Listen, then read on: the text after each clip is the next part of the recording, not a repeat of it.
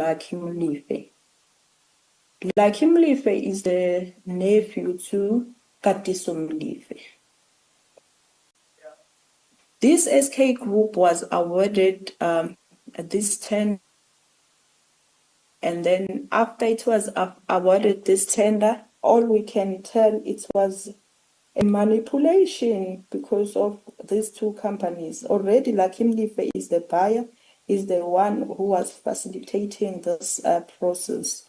So already Lucky Molefe knew that he's going to give it to SK because these ones were just there to make it look like, but it was not really the true reflection of the competition. There was no competition for SK.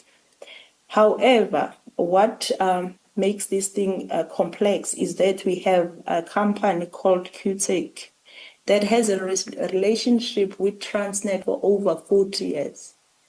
And it has been supplying Transnet with, they call it springs and accessories. I don't know the right word, but it's a small spring. I've seen it during the course of my investigation. That was supplied to Transnet straight from them as they are the manufacturers. However, in 2023, they were surprised because they learned now that there is this SK group coming to them to buy the very same spring that they normally supply to the Transnet. But in this instance, it looks like the tender was awarded to SK, and their first surprise, it was normally the tenders are advertised, and this one, it was never advertised. They were surprised to see that there was actually a tender by this SK coming to them to buy these springs. But it gets worse because now they sell these springs with legally like 3.95, but nothing more than 4 rand each. However, the SK group, when they submitted their purchase order to them, they were shocked to see they selling the very same spring that worth 3.95 to Transnet on the price of 151 rand. And then when the inspector to inspect the springs before they were released, they raised a concern to say, how are you aware, Transnet, that you're buying something that worth less than 4 rand with 151 rand? And then the inspector said, no, we're not aware, but I'm going to escalate to the managers, of which, according to the inspector, he didn't. But eventually, like, he got to know about the grip of the QTech. That's where the problem started now, because suddenly there was a new purchase order with now an amended price that was now 5.10 rand. That was sent to QTech now. Now they've got two different prices with two purchase orders. Seeing what they've seen, they've decided now to report this matter. There's a whistleblower from the company that decided to report to the Department of Enterprise.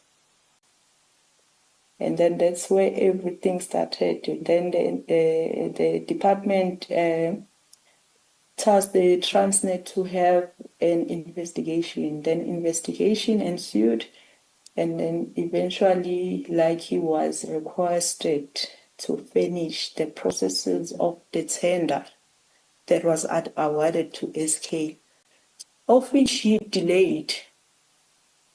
He delayed up until the 12th of April.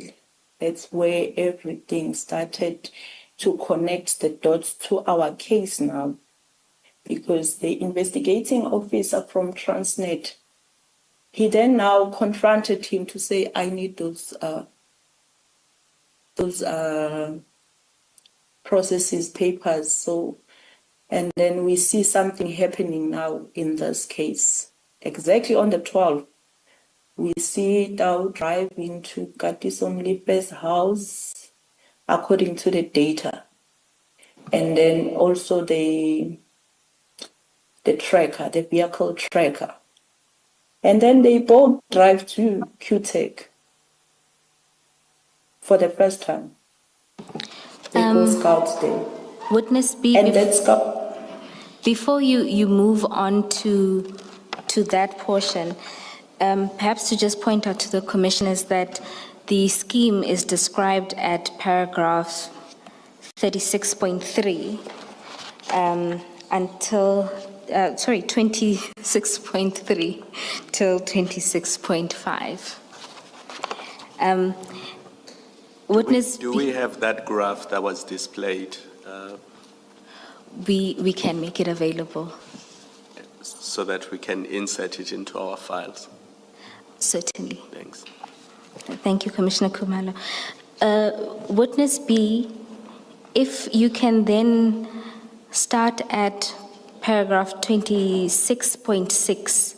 This is now where you deal with the relationship between Mr. Lucky Molefe and Katiso Molefe and his, I guess, the request for assistance in this regard once the scheme was discovered. Yes. This is now, as I've said, that on the top, that's when now the investigating officer from Transnet requested those documents from Lucky. And then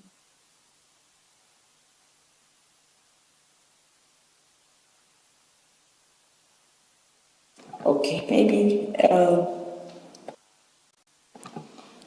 just to assist you, Witness B, this is where you start to deal with the communication and information from the cell phones, which shows you the communication between Mr. Molefe, Lucky Molefe, and Mr. Katiso Molefe, as well as Mr. Puletau. the communication, it's mostly between Mr. Molefe and Tau, and then we then see them meeting like personally on the first time on the 12th. After like we learned that he was requested to bring the papers, but instead of like bringing the papers, we see action happening between Tau and Molefe. When they start now going to the very same QTech to scout.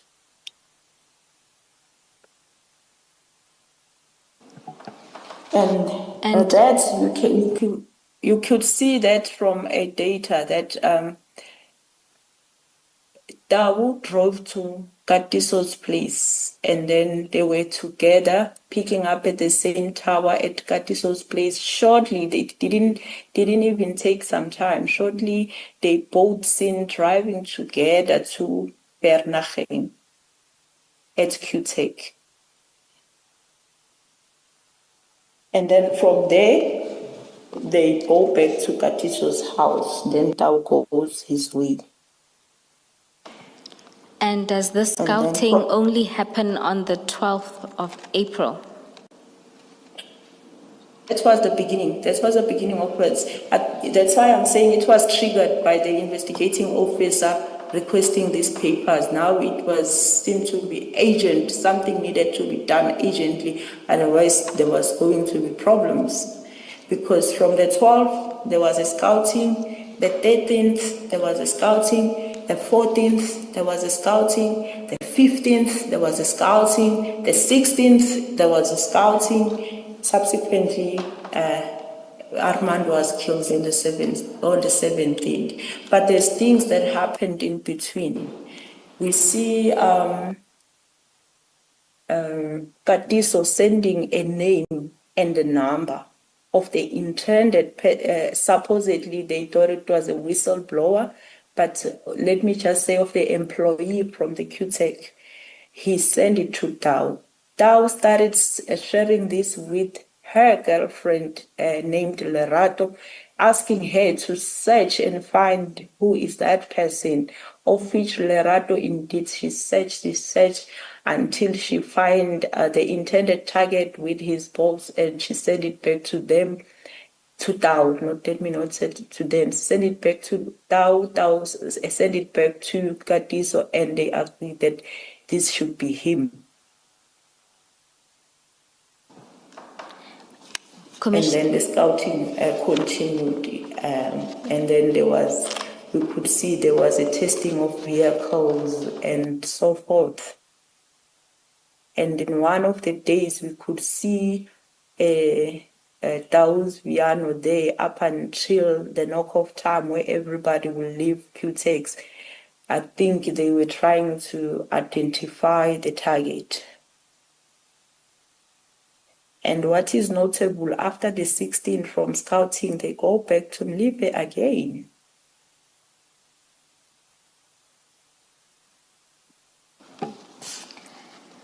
Thank you, Witness B. Commissioners, this is described in detail at para 26.8 and the sub paragraphs thereafter.